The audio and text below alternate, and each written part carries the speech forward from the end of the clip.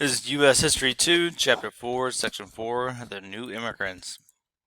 So, between 1865 and 1915 in the United States, 25 million immigrants entered the United States in search for work and just a better life. Um, that's more than the entire population of the United States in 1865, meaning 1865 total there was 25 million people, and then all of a sudden in the next 50 years another 25 million people just came into the United States from other countries. Just to clarify, immigrant is a person who leaves their home country to live in another. So, what are some of the reasons immigrants came to the United States? Well, most of the immigrants came from Europe searching for work.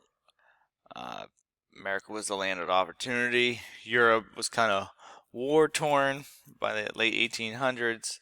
Um, it was just, a lot of countries were very poor, starving. There wasn't a lot of work, but there was work in America.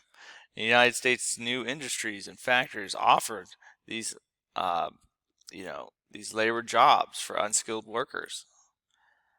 Some immigrants came over because of religious freedom, such as in Russia. Jews were victim. They're called pogroms, and pretty much it was these violent attacks against them, sanctioned by the government. Pretty much the Russian government didn't want Jews living in Russia, so they had these like attacks randomly by the government, just showing them that you're unwelcome. So obviously they got the hint, and they moved other places. If you ever seen Fiddler on the Roof, there is a scene of a pogrom where the police just randomly attack this Jewish wedding. But that's what we're talking about here. They just literally randomly attacked the Jewish people. So, but a lot of them came over from Russia, and then political unrest in Europe. A lot of the countries were unstable with dictators and unfit leaders. So the chance that people got to leave, they would. America offered that freedom and liberty and make a new life. It was like a blank slate for these people. So if they were able to make it over there, they can achieve whatever they felt like they could, unlike in their other countries where they felt stuck. Few immigrants understood English when entering the United States. They kind of just came over with a hope and a prayer. Um, you know, Immigrants would sail from Europe in a boat's steerage, which is that large compartment underneath the ship's deck. Um, it's called steerage because steers, cattle, would be stored under there. That's where they were. It wasn't great living conditions, pretty terrible for the most part. But took about a month to sail over, maybe a little less at that point, but it was worth it for them. Conditions were really crowded. Diseases were spread quickly on these boats, and eventually from Europe, kind of like the center point where all the boats came in to drop off the immigrants were Ellis Island, New York City. And most immigrants that came over from Europe going into the United States came through Ellis Island. So pretty much it's this island right here. As you can see, it goes to the mainland with this bridge, but this big registration office where people would be checked in into the United States. That was kind of like your entryway to the United States. So there it is right there. Um, you would go and you would register your name, who you are, what country you're from, what do you plan on doing here, and then they keep all these records of you coming in. That did not mean that you were a citizen of the United States. They just have to know, you have to legally register yourself to legally come in the United States. You're not sneaking in. And then, you saw the other picture. There's this long bridge, and you walk onto the mainland, and the rest is up to you. Um, while they were on Ellis Island, immigrants were subjected to rigorous physical examinations when entering.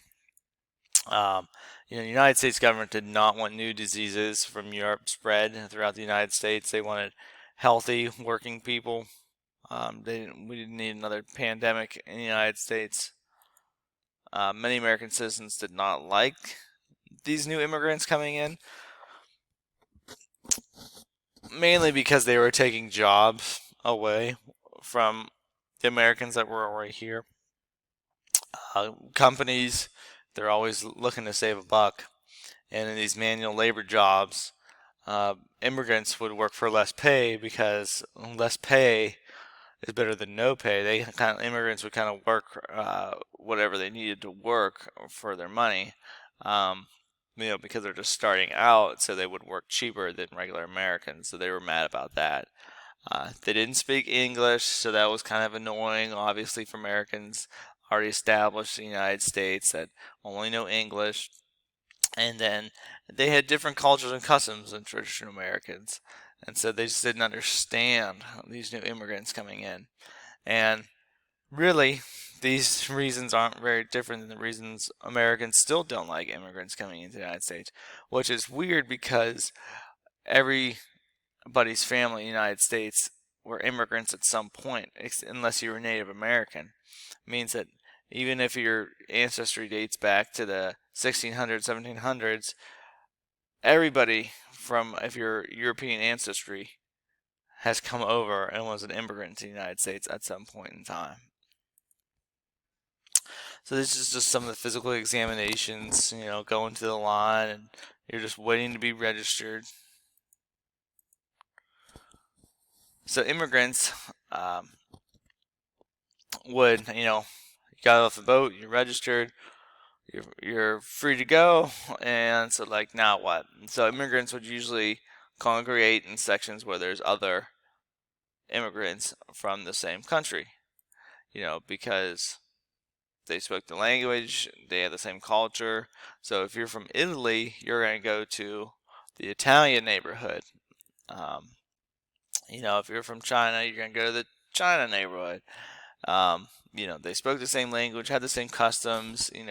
It made these new immigrants feel not so out of place in this new, land, a new country. So it's like, oh, a little piece of home. And then these cultural neighborhoods are really still around today. So like in Bloomfield and Pittsburgh, it's called Pittsburgh's Little Italy. Still very Italian there. A lot of Italian culture still there, but that's where they would congregate. That's where they would live. Like Little Italy in New York, Chinatown. Polish Hill, Polish people would congregate there. That was kind of like their little area in the city. And then like in Columbus, they have German Village. That's where the Germans would be. So like sections of a city would be, sections of these different cultural groups. Even though immigrants held on to these aspects of their culture, such as their religion, food, family dynamic, many felt the need to become a part of the American culture, to assimilate. And really, the assimilation process was the process of becoming a part of another culture. So you're leaving one culture and you're going to conform to the normal. It's kind of like when in Rome, do as the Romans do. So, you're learning English, you're dressing like a typical American. I'm good. Thank you.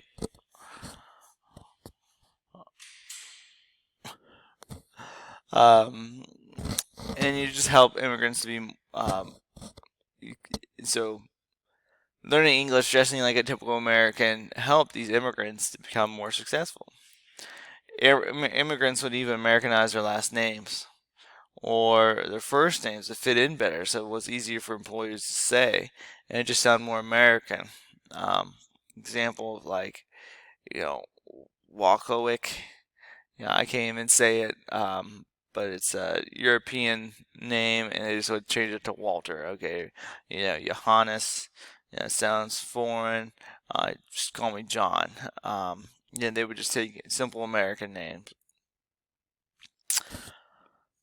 This is a great clip from the movie The Godfather Part 2, where it shows one of the main characters as a boy going into Ellis Island, being checked.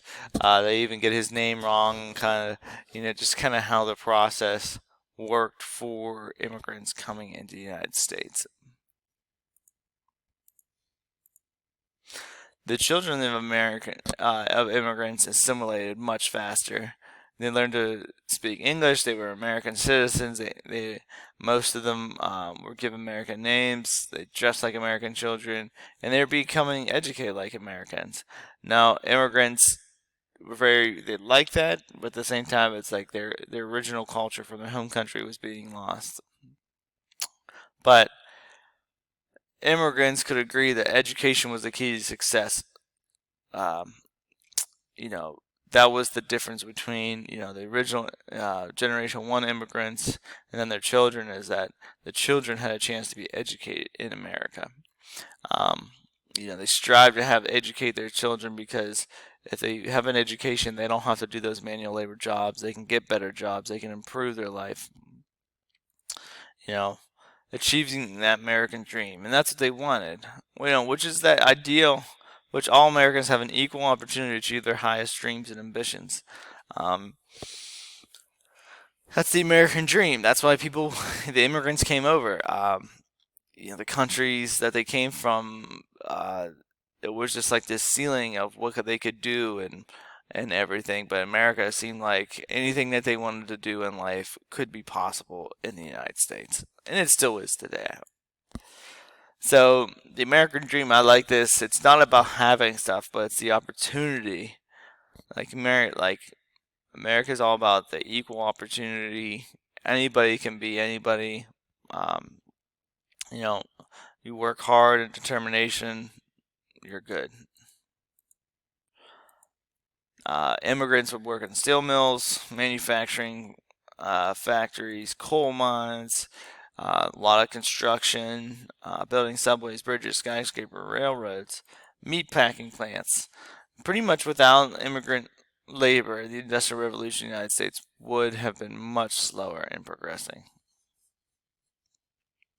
It would not have been enough workers in the United States without that immigrant help to build everything that was built, and to progress all the factories and and the Industrial Revolution would have taken a lot more time. So there was some people that really didn't like the immigrants coming in. A lot of the nativists, and those are Americans whose ancestors were the original Europeans to settle in the United States. They were born in the United States. Their ancestors, might have fought in the Revolutionary War, and they just felt that these immigrants were just taking over the place. Like we said before, they were taking the jobs. I believe that they were violent people that caused crimes and crime. Now, they believe that because a lot of Italians, they are, in Italy, you have the mafia and everything like that. They would bring them over. Like I said, have you ever seen The Godfather? That's what that's all about. So they didn't like that too much. They believed that a lot of Europeans were anarchists or people that oppose all forms of government, because that's what was going on in Europe at the time. Governments were being overthrown, and they just didn't want that happening in the United States. So the United States began limiting the amount of immigrants that are allowed to enter the United States, and that still happens today. Now, what they did was they were basing it on race. Like the first group to be limited in the United States was the Chinese, but that's not allowed. That was struck down, like 40 years later, that you cannot limit the amount of people coming to the United States based on race. But there are limits on how many immigrants we take in every year. Alright, that concludes Chapter 4, Section 4, U.S. History 2.